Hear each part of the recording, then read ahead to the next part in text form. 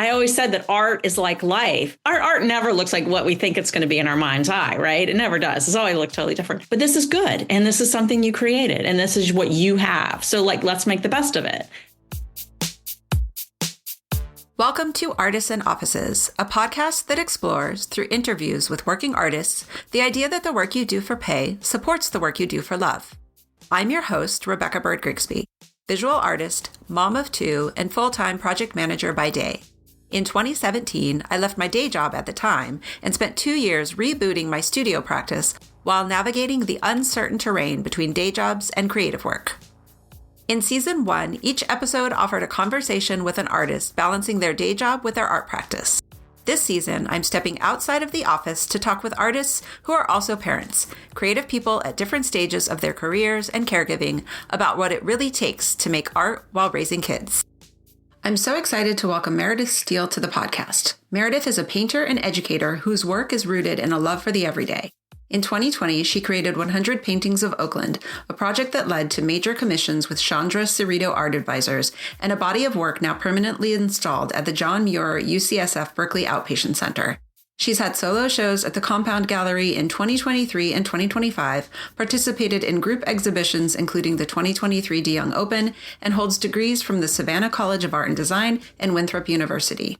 Before focusing on painting full-time, Meredith taught high school art for 20 years. She lives in Oakland, California with her adult daughter and dog Ferris.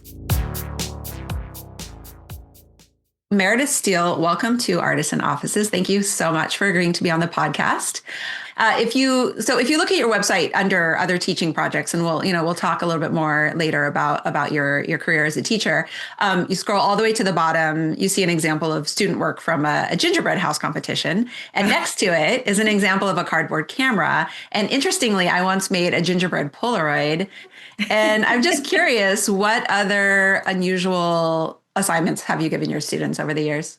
That was one of my favorite things about being a teacher was the flexibility and like creating unique assignments and giving them the opportunity to explore themselves. I had kind of the attitude when I was a teacher that you should break the rules, that like, if you can't be a rule breaker in the high school art classroom, where can you be a rule breaker? And so it was an opportunity to be a disruptor or to break the rules. So, I always had the idea that like, if you were able to do something successfully and break the rules, breaking the rules was a better choice than the maybe parameters of the assignment I laid out, then I was like totally encouraged that.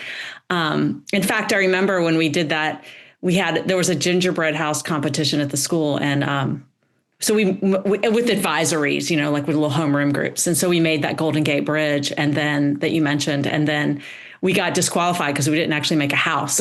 Oh, well, that's not very creative. I know. So, and in terms of unusual projects, I tried to, when I was a teacher, I tried to like with my beginning classes, I always tried to give my students like really like the basics of how to paint. I used a book by Arthur Stern called How to See Color and Paint It, which was such a great book. And then that would give them like the vocabulary to then make their own art. It's like you can't write a poem if you don't know the English language. So that was kind of my idea with teaching was like, let's learn basics of drawing. I used Betty Edwards' Drawing on the Right Side of the Brain, which was just amazing. Awesome. And then this book by Howard Stern, just to learn basic technical skills.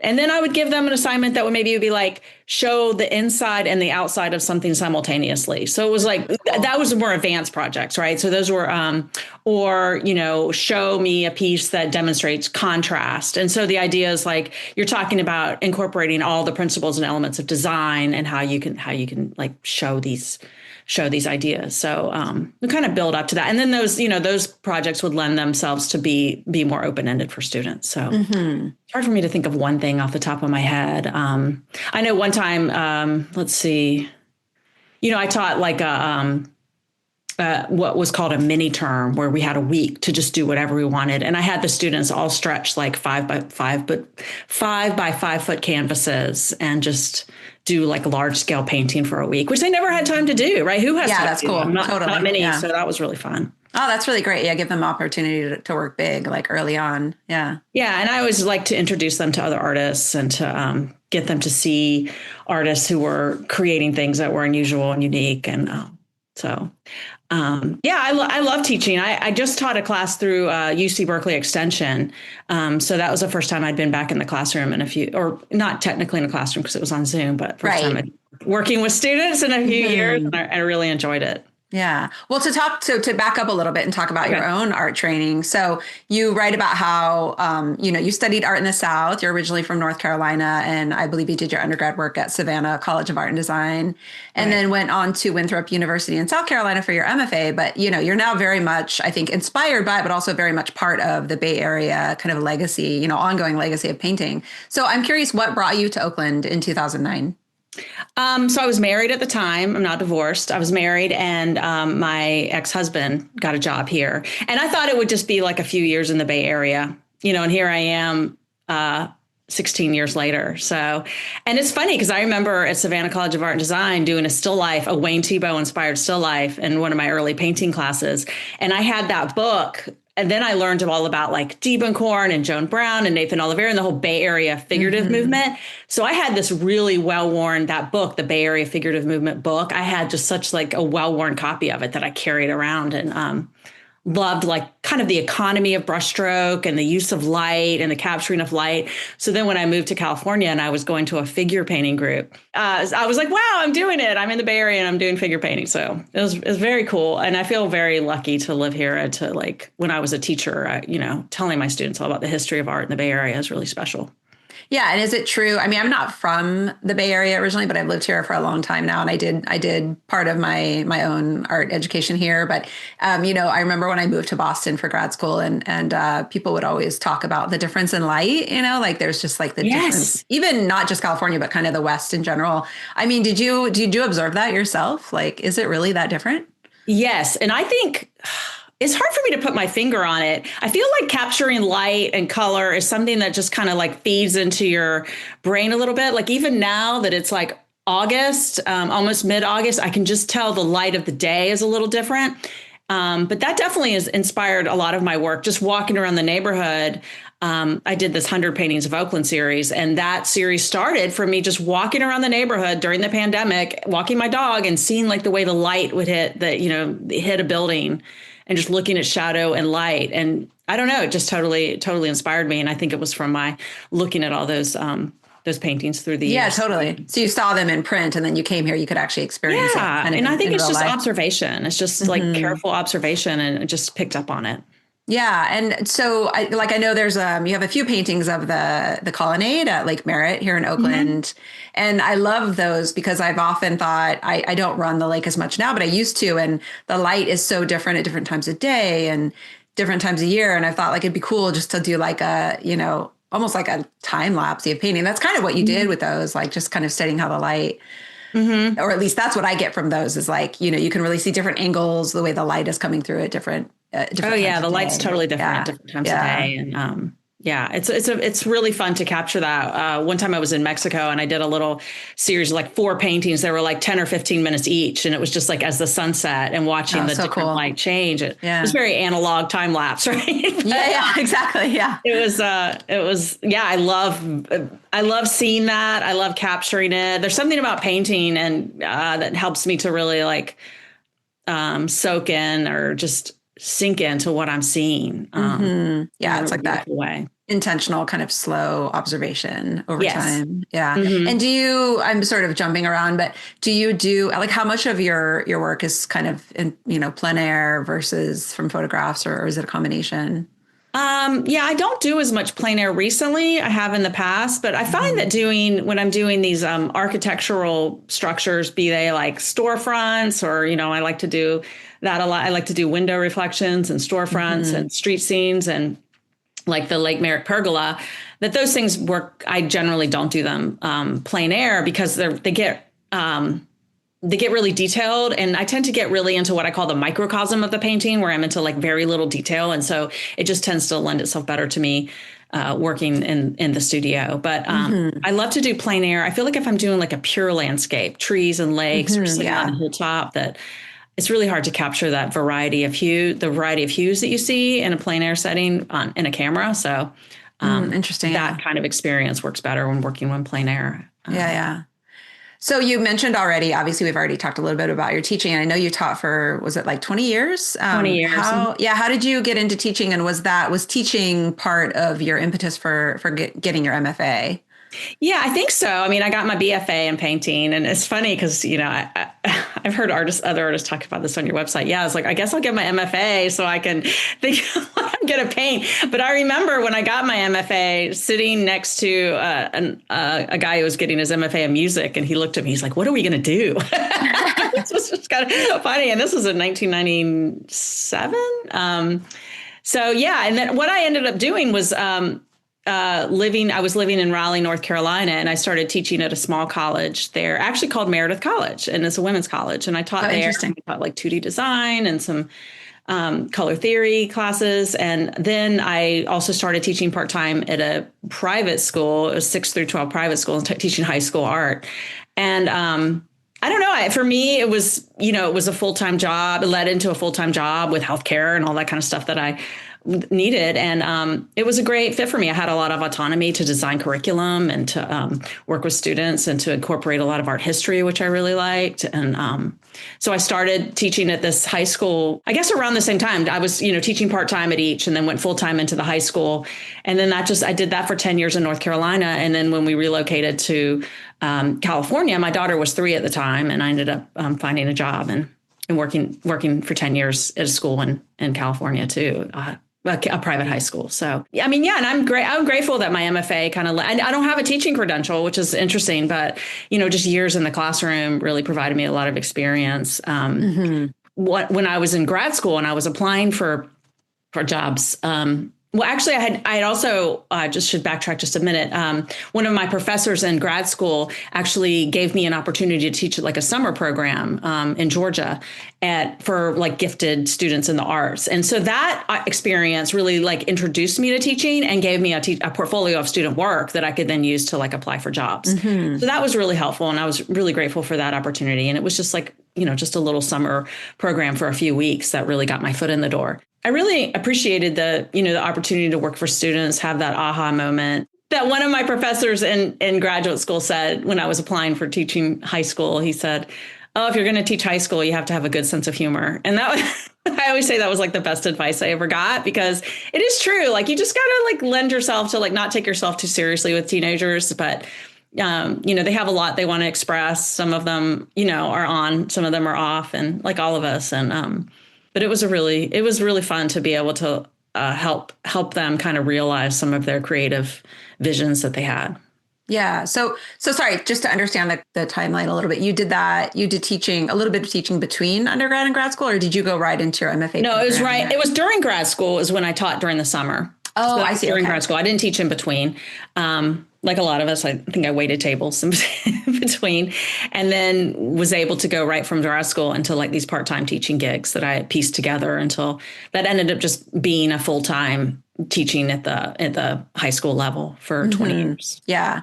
Do you have anything more to say about the maybe other day jobs that you had before teaching or in between college and grad school? I mean, like a lot of us, I just pieced together like waiting tables and dog sitting and that was kind of like working in the restaurants was basically what I was doing in between. And then, I just remember with this job just going, okay, there's, I want to be able to teach, and just really going after it, and just deciding like I got really fortunate, just kind of put my feelers out there for schools that weren't even at the time weren't even really hiring. I think I just put my feelers out. And so it sounds like you did a combination of college and high school, but then at some point you became a full-time high school art teacher. Correct.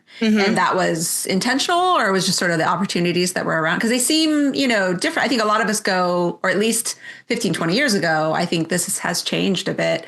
Kind of unfortunately, I don't think there are a whole lot of college level teaching jobs out there unless you're willing to, move and kind of uproot everything. But it does seem like that is kind of the goal, right? To go get your MFA and then teach at the college level. And maybe, it's a different pathway sometimes to high school, and they are quite different. For me, it was more of a choice, I would say, because it let me live I was living in Raleigh, North Carolina. So it let me stay there, not relocate. And at the time I was dating who would become my husband at the time. And So I didn't really want to relocate and look for other jobs. So it was more of a choice. And to look for a college job, it wasn't really available where I was living. And then also I wasn't really willing to relocate. So Totally. me just wanted to stay put in the area. Yeah.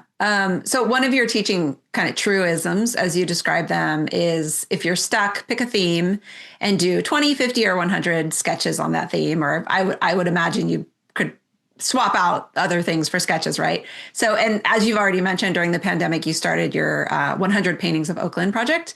And obviously, I think, a lot of us felt stuck for different reasons during that time. And is that, did you kind of take your own advice? Like, did that project help you feel unstuck? Or, can you talk more about the inspiration behind that, embarking on 100 Paintings of Oakland? Yeah, I definitely had. I mean, my students would actually make fun of me. First, they'd make fun of me for my Southern accent. And then secondly, they'd say that my only advice I ever gave was do more of them or do them larger. Like I would always say that if something was working. And interestingly, the class I just taught through UC Berkeley Extension was called Working in a Series. And it was interesting to see how ideas can just develop the more you kind of dig your heels into them a little bit. So yes, the 100 Paintings of Oakland series started. I had left my teaching job. I definitely was left teaching. And so I was just like, and I remember in 2020, my mom passed away. It was just kind of like a crazy year. Yeah. And so I just remember it just kind of started. Like I said, it started for me walking my dog around the neighborhood and looking at buildings and just like, I'm going to paint that and I'm going to paint that. And they just started. And then it kind of snowballed into like, oh, I'm going to do this part of Oakland. And then I thought, oh, maybe I could do 100 paintings. I don't really even know how that number came to me, but it was just an idea that I had that was actually really easy to achieve. At this point, I've done a lot more than 100. Yeah. There's so much subject matter in the area that's so wonderful to paint, and it's so beautiful, and they're so diverse, and there's so many. I mean, there's just so much to capture. So, it really resonated with people. And at the time, that was kind of before Instagram was full of videos and ads, and it was a lot of artists showing their work, which it still is, but minus a lot of the excess that's on Instagram seems to be on there now. So I had a lot of success actually selling my work during the pandemic through Instagram. And that led to some other opportunities just from making the work. It led to my getting a project to do a bunch through Chandra Cerrito Art Advisors and doing a bunch of work at the Berkeley Outpatient Center, as John Muir UCSF building on San Pablo. It led to getting recognized on KQED, just like on a morning talk show. It led to me like lending my work to get a gallery and to get a show. So it really is true. I think that when something works, you just keep plugging away at it, and that making the work and spending time in the studio for me just led to opportunity in a way that I feel really lucky. But I know I also was like, I had to create the work to create the opportunity. Totally. So. Yeah. That was one of the pieces of advice when I went to grad school was just work, just make the work so that you're ready for the opportunities when they come up. Right. Like if you don't, as an artist, if you don't have the work to show, then you can't apply to things, So I think there's a lot of wisdom in that. So you mentioned though, I think, did you quit teaching at that time? Mm-hmm. In 2020. And was it pandemic related? I was teaching. It was, and it just also became kind of like an opportunity with my ex-husband that I was financially, we were able to exist on his salary. So I was fortunate there, and I'm still fortunate that I'm still able to paint full time. And it's something that I do not take for granted ever, just something I'm so grateful for. And every day I'm in my studio working because I know how lucky I am to have that opportunity. Yeah. And I want to talk about that more, but really quickly while we're talking about the 100 Paintings of Oakland project. So that's how I learned about your work. And it's because of that KQED forum. I think they had a radio segment and there was like an article where they had asked listeners, this was, December 2020, right? So the end of that kind of first, not quite year of the pandemic of lockdown. And I was definitely, I think, for people maybe who don't live in Oakland, and I'm sure other cities are like this, but there's a lot of pride. Like, I just feel like I'm anything about Oakland, I just want to snatch it up. And obviously the paintings were really lovely. So that's how I learned about your work. And then you put out a book of the paintings, and I can't remember exactly when it was, but you were selling copies. There was some sort of street festival thing happening in College Avenue. It wasn't even like a street fair. It was just like people were set up outside a couple of the shops. And so I went and bought it. Yeah, I think I had my kids with me. So, and it just seems like that time, it sounds like that was a very challenging year, but it also seems like it was a really pivotal year for your career as a painter. Can you talk more about like making the book? I'm curious about, just what made you think to put it in book format and kind of that, turning point in your career as an artist. Thank you. Thank you for that. Yeah, I did. I had the idea to do the book. So it was totally just like my own kind of labor of love project. And I put it together completely on my own, and I'm not a designer. So it's very rudimentary in its design. And, but I was able to do it and then print it through Lulu Press. It's like based in like a small, and print it. And I mean, and then I just ordered 100 copies, and I think it cost me about $20 a book to print. And then I was selling them for $25. So it was completely a labor of love, but I just thought it would be a really fun thing to do. I don't know that beyond that. And I knew people would like it. I didn't really expect it to be more than that, but it's funny. Someone sent me a picture some time ago that it was in the Oakland Library. I was like, I don't even know how that happened. So that was really cute, really sweet that people, they really resonated with people. The paintings really resonated with people. I'd always hear these stories of like, oh, I used to go here as a kid, or like, this is where I went in high school and, tried to use a fake ID, or just, all kinds of stories of people that they had from growing up in Oakland and going to places. And I mean, I love hearing those stories, and I feel so fortunate. And sometimes having not growing up here, I feel a little bit like an imposter, but well, I think I'm glad that I'm creating work that like people that resonates with people. And I'm certainly like inspired by, the Bay Area painting tradition of like color. And I joke that Wayne Thiebaud, like I completely rip him off, with the way I use like little bits of inventive hues. But it was just kind of a labor of love. And I had the idea of the book, I think, because the paintings resonated so much with people. It was like a way for me just to put them all together in one collective totally. Yeah. Group.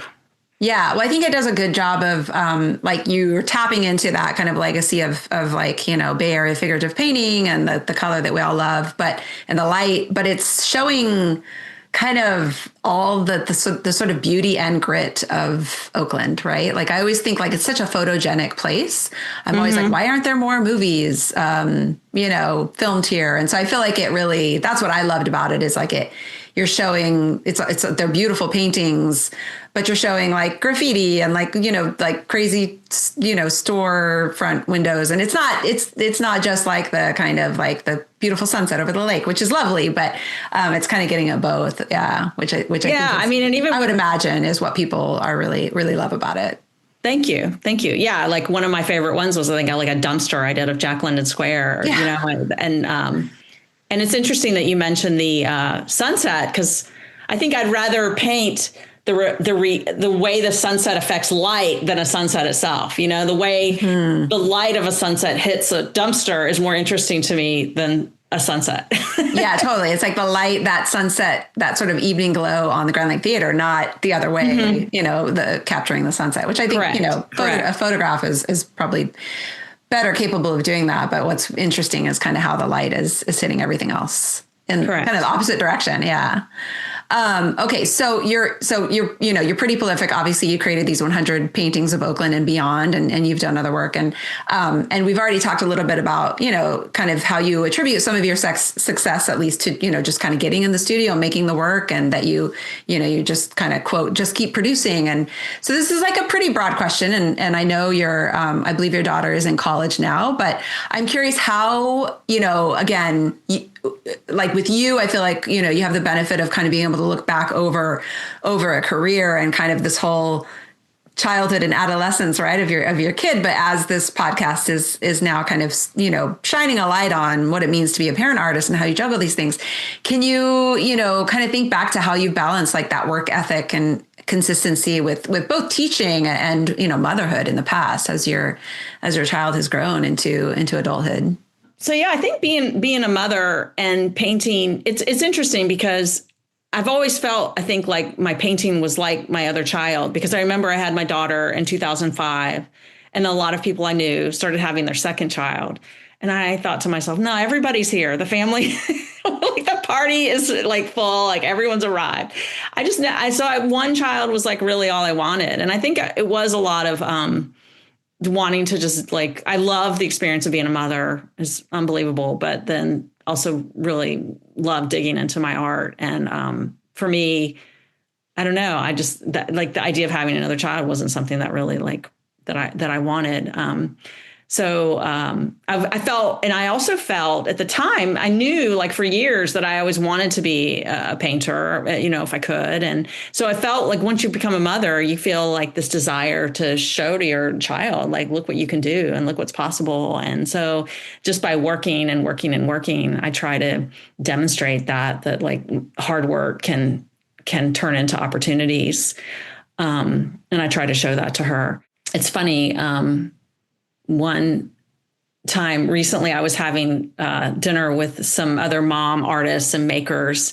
And I was talking about how like, I feel like when I have a show and someone will come to my show, they might see my work online and then they come to my show and they see me, they're like, oh, she's like a middle-aged woman, like a mom woman. Like she looks like my mom. And so then we joked, we were like, oh, we should do a show all about like driving the carpool and going grocery shopping and making dinner. And then I was like, we call it the Mom Posters, the art show, just like about motherhood and how I feel like, cause I don't know, I feel like there's this like idea of like the artist is like the young hip person, but I mean, it takes a long time to get to where you can make art and you can feel comfortable with what you're making. And if you're a mother of a young child, I mean, yeah, definitely when I was working full time and a full time mother, I wasn't painting as much, I just wasn't. I always had a studio wherever I lived. Luckily, I'd always have a little space carved out. And for me, that was always really important, was to have at least like a table set up or just something where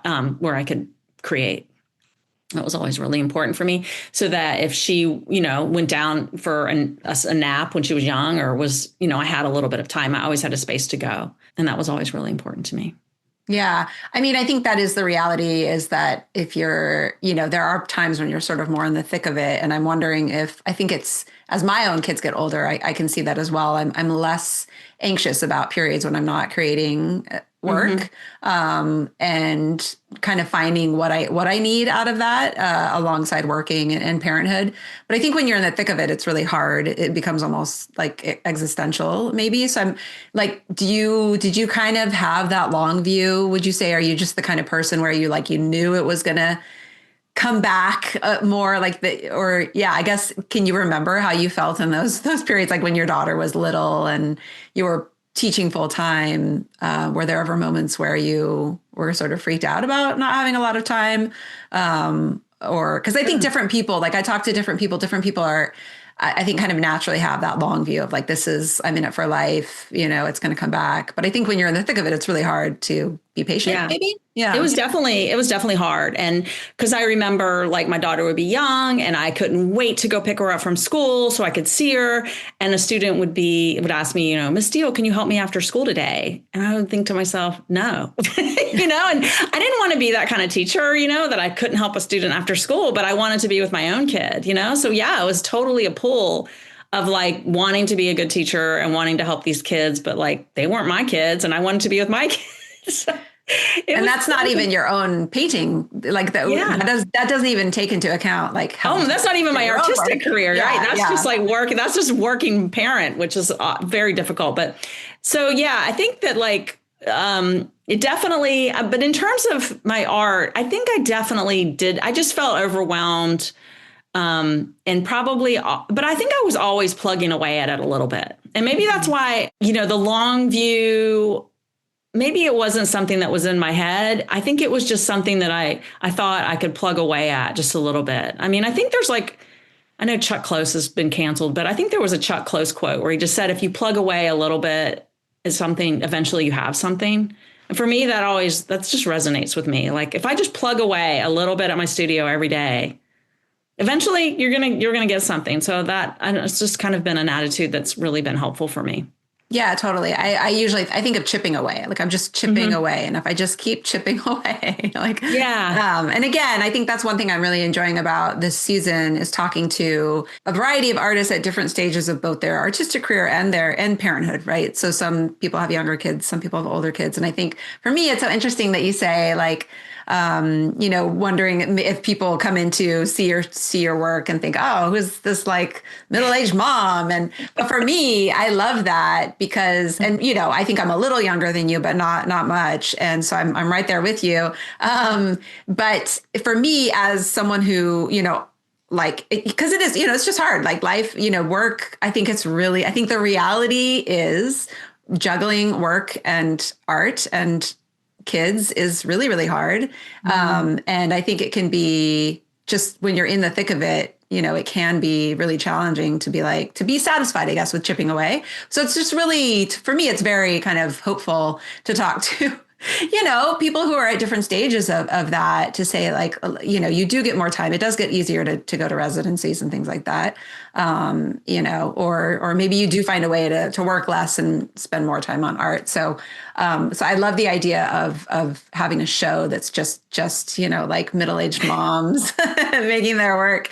But the other thing that I wanted to touch on, you had mentioned, or like making work about kind of maybe the more mundane. And it's interesting because I feel like your work kind of comes from that. Like the work itself is not at all mundane, but it comes from these moments of like, I think I read in one interview, like you'll, like waiting to pick up your daughter, or maybe like after dropping her off, you're at an intersection and you see, oh, I want to paint that. And I think that like that waiting, like I had a project when my daughter was little that was just like self-portraits basically in public bathroom mirrors when I was waiting for my daughter to go to the bathroom. When she was like in preschool, they weren't necessarily the most creative thing, but it's just like that time. And it wasn't a whole lot of photos, but I've always kind of thought like I should go back and make some work out of that. Cause it's like the waiting, right? Like it's such a big part of being a parent is the kind of waiting, the schlepping, they're like the most mundane moments, but they're waiting in the American Eagle, outside the American Eagle dressing room. Right. Totally. Yeah. And then also I think like as an artist, I think we're very opportunistic. I think like always thinking like, how can I like make something out of this? Like what can I do with this moment? Yeah. Which I think you've done in a lot of ways. Yeah, it's definitely true. It's definitely just being inspired by the everyday. Yeah. And I think being very like, just being very observational, right? Like being very open to just observing what's happening in different moments and letting that inspire your work. I just read a book this summer. It was actually for the class I taught, but it was about the artist Robert Irwin, and it was called "Seeing is Forgetting the Name of the Thing One Sees." So just cool. This idea of observation, digging in, not trying to like put a name to a thing, but just observing it and not even verbalizing. Because I think that is something about art making. There's like that nonverbal aspect of it that totally, and that's very much too like the drawing on the right side of the brain. I think that's part of it, right? Where like, don't draw a nose, draw what you see, right? Like you're not drawing like the kind of the cartoon of a nose, unless that's what you're going for. But you're drawing like the planes and the positive and negative space and the shadow and all of that. So yeah, very. So it's all about that. It's all about observation. For me. I did want to ask about, and feel free to, if this is too personal, we don't have to talk about it, but you did share, and you mentioned already in the interview, but I think a couple of years, and when we first met, you mentioned, I think you were maybe a little bit more recently coming out of a divorce. And one thing I've noticed in this series of interviews as well is that I don't have as many questions for the artist partner or spouse as in hindsight, maybe I should, but I think it's an interesting opportunity to talk about, when you've been divorced, like you're single. Again, I know your daughter is grown now, but not that the responsibility is not there anymore, but basically being a single mother. I'm just curious if you wanted to talk at all about how that experience may have changed or impacted your approach to like making art, being a parent, working outside of your art career. And again, if it's too personal, you'd rather not talk about it, I totally respect that. Oh, no, I appreciate you asking, actually, because I think it is important to talk about, like, it's a life experience. And it's funny because when I was a teacher, one of the things I used to always say, you'd have a student who I always said that art is like life. Like you think it's going to start out one way. Like you get these students in my classroom and they think they were going to do this like photorealistic drawing. It was going to look like this. Well, never look like our art never looks like what we think it's going to be in our mind's eye, right? It never does. It's always look totally different. But I always say, look, this doesn't maybe look like what you thought it was going to be, but it's like life. What you have now is maybe not what you anticipated, but this is good. And this is something you created. And this is what you have. So like, let's make the best of it. So then, my marriage like unexpectedly totally blew up in 2023, in spring of 2023. So it's only been a few years. And, for me and my daughter, like we went from having one style of life to like completely, I became a full-time mom, which even though she was 17 at the time, I don't know how women what parents do like single parenting. So I just did it for a year and a half. And I mean, it was tough. And for me, when my life was kind of out of control and all this was happening around me, I was trying to like be there for her, be her emotional support. And through this tough, life experience that we were both having. But my art was like something I could control. And it's always been for me, like this thing that I can go to that's like a stable thing that I can work on and I can chip away at it, like we were saying, and something can happen and it's fulfilling for me. And it's funny because sometimes I think to myself, like, this is meaningless. You're just painting pictures. But I mean, it's also super meaningful. It's like the most meaningful thing I can do. Right. So, and it's all I know how to do. So for me, it provides so much. My art has provided so much comfort to me in the midst of like this life change. And like I said, it's like a work of art. It's not what I thought it was going to be, my life, but it's okay. It's different. And I'm just going to embrace what it is now and work with what I have and, turn this into something new and successful. That's what I've been trying to do through my divorce. But yeah, it's definitely been hard. My daughter was almost 18 when I got divorced, but just being, when they get towards high school, which I guess yours are now. I have one is a senior. Yeah. Just started a senior. Yeah. It's a tough year because it's a year of transition and it's a year of change and they're anticipating change and she's going through change and anticipating a new change and something different and all these decisions that have to be made. And so senior year, like you think, oh, they're seniors. You're done. It's so easy, right? They can make their own peanut butter sandwich, but no, it's still hard. And it's still like, then I became like the only one who was cooking dinner and the only one who was grocery shopping and the only one who was walking the dog and the only one. So all that kind of dug into my painting time. I felt like at the time I should be like super productive because I was like, I didn't have a husband I had to hang out with on the weekends, but it took some time to recover. And a therapist said to me, how long does it take to recover from divorce? Like don't put a time frame on it. So I just kind of allowed myself to grieve and to not work and to work when it felt good and to not work when I didn't feel like it. So my work definitely did, I went through phases of working less during that time, just trying to recover and get my daughter through her senior year. But I'm just trying to embrace what I have now. Like, yeah. Yeah. No, it's interesting to think about, your work, because that is like, you would just expect that would take a bit of a blow. Right. But that it was it's this thing you can't control, right? You're creative. We've talked about how the creative process is something that like you can't, but it was the thing. It's like controlling the uncontrollable. It's the thing that you could go back to, that even if you can't control how something's going to turn out, that it sounds like it was a kind of a source of comfort. Like when you could chip away at it, it was there for you. It sounds like it helped you get through. Yeah. Even now that my daughter's in college, and sometimes I feel lonely. Like I've never lived alone. Like this is the first time in my life, at 52 that I've like lived alone. And I always had roommates or, so sometimes I feel lonely. And I think to myself, well, Meredith, you have your art, you can go then and then, you can work on your work. And I have my dog, but, and I have great friends, that surround me. I have a great support system. But, living alone. So my work, again, it's like, it gives me purpose, honestly, and it gives me something to like really focus on every day. And I'm so grateful for it. I'm so grateful. Yeah. So you talked a little bit about, I know you're a full-time painter now, full-time artist, and you touched a little bit. It sounds like 2020 was the year that but yeah, I guess I'm wondering if we can talk just a little bit more about that transition again, kind of going back bouncing around a little bit in your chronology. And I'm always curious with this podcast overall, if like, were there any unexpected challenges or downsides to not having a day job, like to having more time in the studio? I mean, it sounds like you didn't have more time for too long, but yeah, sometimes it can be challenging, I think, right? It seems like the dream. It's like the less time you have, the more you kind of long for like that time in the studio. And then sometimes, when you have it, then you're kind of like, oh, what do I do with this? It doesn't sound like that's a challenge for you, but I'm just curious if you can think back and were there any unexpected kind of hurdles that you had to get over?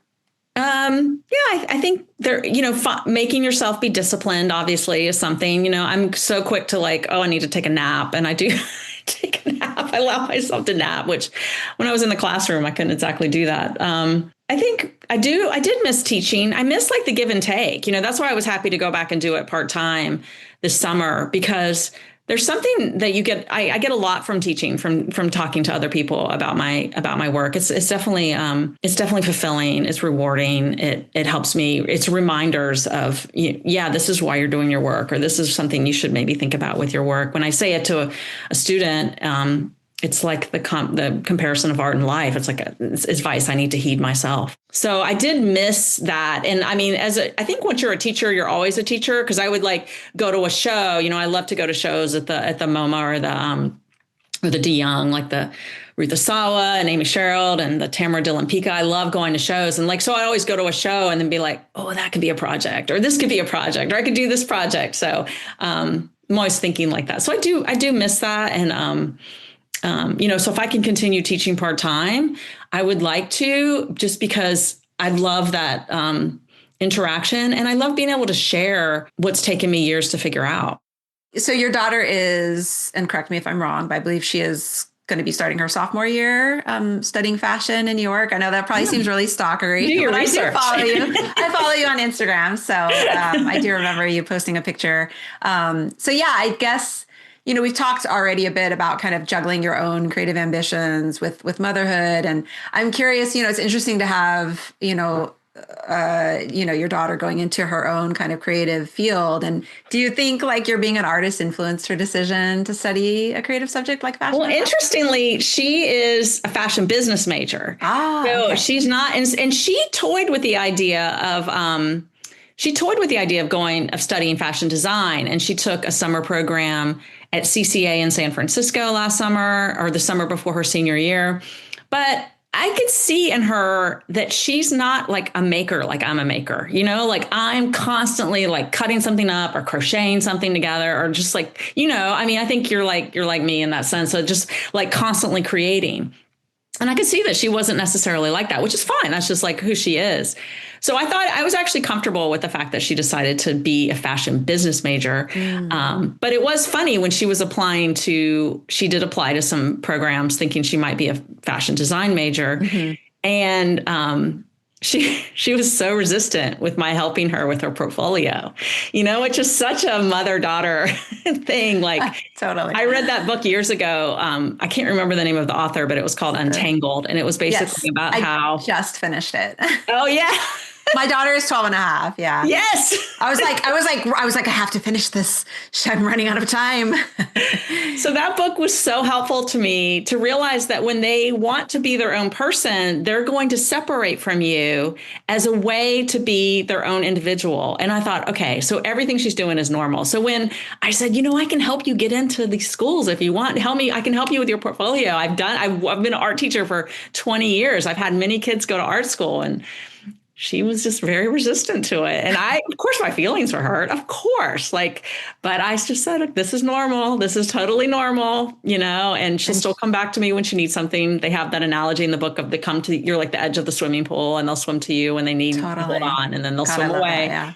And So, I thought that's totally normal. But I'm so proud of her. I actually, growing up in North Carolina, and I graduated from high school in 1990, and I wanted to go to Pratt. And I had like my acceptance letter and everything. And my parents were so against my going to New York. They were terrified. They were very conservative and in the South. And so the fact that she's in school in New York at FIT is just like such a joy for me to see. And I'm so proud of her. I bet. Yeah. Were your parents concerned because of that, like going to a big city, or because you wanted to do something creative, or both? No, I think they didn't really even know much about art. I had a grandmother who was super creative, who I think I got really my artistic sensibilities from. But they didn't really advise a lot. They were kind of like, I would say, a little bit hands off, and so, but I think Pratt in New York was terrifying to them and very expensive. And so those combination of things was what led me to go to school at Savannah College of Art and Design, which I don't regret. I had a great experience there. So, but it's great to see my daughter going to school in New York and I mean, taking that brave step is oh my gosh, totally. Yeah. I'm disappointed. But it's funny, even now, if I post something on Instagram, I could get likes, but if I get a like from my daughter, it's like the best one. Oh, I bet. Totally. Yeah. Well, yeah, I'm very disappointed to hear that senior year is not easy. As my son starts his senior year, 2 days in today. So I forget now where I read this, but there was a quote in, I think, some interview or something where you write, and I'm quoting you: "I've been painting for nearly 30 years and I keep expecting it to get easier, but it only gets harder. For me, the more I learn about painting, the more it challenges me," which, obviously I think anybody who's spent any time making art can completely relate to that. Like, it's, this kind of counterintuitive, frustrating thing, like it never gets easier. But I feel like there's a really nice parallel there with parenthood, right? Like, I mean, to my point, like it's, this is what I hear my friends, my family who have older, adult children, is that it doesn't get easier, though you may get better at it and enjoy it more, but it's, constantly presenting new challenges. And so, great analogy. I guess we've already talked about this a little bit, but just, again, this the kind of what I'm enjoying about the season, like interviewing artists at different stages. And, we've already talked a little bit about the long view, but I'm just curious if there's anything else you would, if you could go back and tell your younger self about being an artist and or being a parent. Is there any advice you would give to young artists considering parenthood?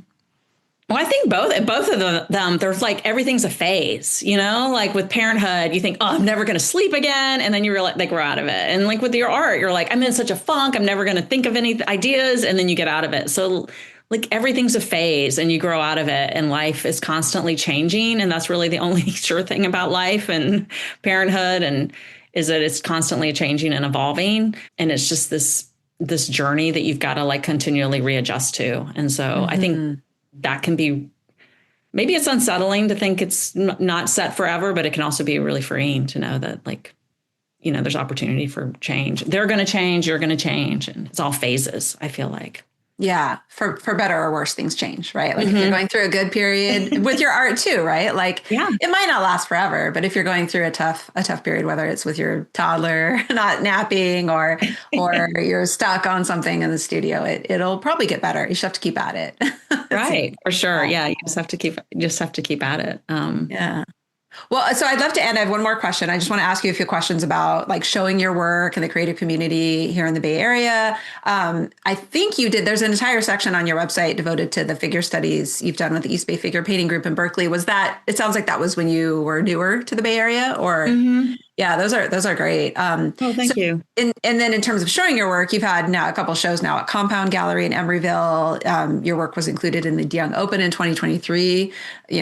Congrats on that. I know it's not everybody gets in. You did a large scale installation at John Muir Medical Center, and you've mentioned some other things as well. So I'm curious, it sounds like you're not active in the figure painting community, not finger painting community. But are there other ways, you stay active in the creative community as kind of part of your day to day? And then, what's coming up for you? What do you have on the horizon? Yeah, I wish I did more figure painting. That is something that I'd like to do. I just ended this class that I was teaching, so I feel like, maybe I have a little bit more time. I would like to get into a figure painting group. That would be something. I had an opening at a small space Nielsen Gallery. And like the nighttime. Yeah, it was called Nocturne. Yeah, that was so interesting. Yeah. And it was great because there were 8 other artists in the group. And there were like some that I knew, one woman I knew in person, and other artists who I followed on Instagram, but I'd never met in person. And so it was so great to meet these other artists and to be like, oh, I love your work, and to talk. And that was a really wonderful opportunity just to compare notes and meet other people. And I don't go to as many of like First Fridays as I should. Part of it is I don't really have a plus one. I mean, I do things by myself. I'm not really embarrassed to do that, but I do. I love to go to like the shows at the, like that Wayne Thiebaud show at the that's getting ready to close at the Legion. It's just I went to it twice. So cool. Yeah. I definitely get out, but that's definitely something that I need to do. I do have a studio in my house, which I sometimes I think about getting a studio at the compound because I could be around more of a community of people. But I don't know, having a studio at my house has always been helpful for me. Like I can just, if I'm out in the evening and I come home at 9, I'll come out and work till 10:30, which I know I wouldn't go to a studio at 9. Right. Totally. So I can just work in these little fits and starts. And it definitely is distracting because I'm like, I need to go fold laundry. I need to go check my email. I need to go to the grocery store, walk the dog. So there's definitely distractions when I'm at home. But for me, it just seems to like work, and it seems to be convenient. And I mean, I still remember like when my daughter was little and she was crying, and this was back in North Carolina, she was crying. And I went in there, I was like, oh, I need to clean my hands. I had oil paint on my hands, and I cleaned my hands with a baby wipe. And then I realized, oh my gosh, this is the best tool for cleaning oil paint is baby wipe. I wouldn't know that if I hadn't been a parent. So, totally. Wow. That's funny. Anyway, just little things like that of having my studio in my home has helped me to like navigate parenting and working more easily. Yeah, absolutely. I've heard Although that a lot. It's prevented me from having more of a community artistic. Right. And there's still pros and cons, it sounds like, but I would imagine maybe, you're in a place where you can consider, even if it's not like moving your studio outside your home, something else that will kind of force you to get out, like a weekly figure painting class or something like that. Yeah. Mm-hmm. Yeah. Are you through the idea of, now that my daughter's in college, I've thought about, residencies or something. It's nothing I've applied for recently, but absolutely. Yeah. But you asked about current projects. So I've been recently working on, I'm doing some commissions for some people. And then I'm doing some paintings of San Francisco across the bridge. So, which has been fun just to explore and to like go over there. And there's so many cute little stores and storefronts, which I love to paint. I love the light. So I've been having fun with that. And I'm going to dive into that in the near future. Sounds great. Yeah. I mean, the Bay Area is huge, and that's just the Bay Area. I feel like everywhere I go, I'm seeing, I think this is just the artist's eye, right? Like I went to Indiana over the summer and I noticed the barn quilts. And so now I notice them all the time. So just little things like that. I think you're really good at seeing those interesting things that other people might not be paying attention to. So yeah, I look forward to seeing what you do with that and beyond. So that is all I have. Meredith, thank you so much for agreeing to be on the podcast. It's been awesome to talk to you. Oh my God, it's been a pleasure. Yeah, thank you. Artisan Offices is produced and edited by me, Rebecca Bird Grigsby. Intro music is provided by Jesse Kelsey. Show notes and additional episodes can be found at artisanoffices.com. If you enjoyed this episode, please consider subscribing to the podcast on your streaming platform of choice and leave the show a rating or review. This will help the podcast connect with even more artisan offices. Thank you so much for listening. Which my Southern accent sometimes sounds like finger painting group, but it's finger painting. That's kind of a cool idea, though.